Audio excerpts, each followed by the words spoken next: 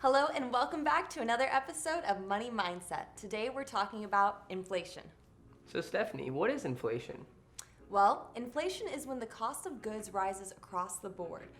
The price of milk, the price of gas, whatever it is. So now the quantities of monies you have isn't going as far as it used to. So let's say you have $100 in your bank account, and that bank account earns around 1% interest per year. At the end of the year, you now have $101.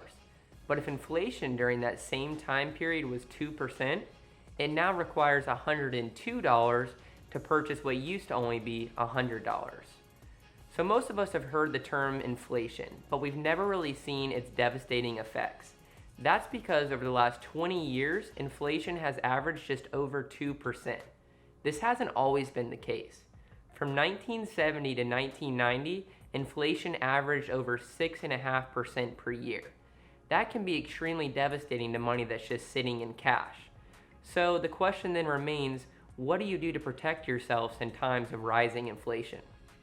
Historically, items such as commodities, which are precious metals like copper, gold, and silver, and items such as real estate, and even certain sectors of stocks do really well during inflationary periods.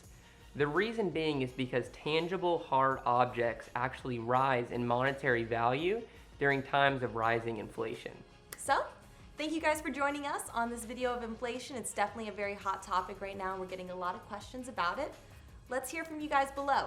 Let us know what are some areas and things that you've seen recently where inflation is already hitting. All right, take care.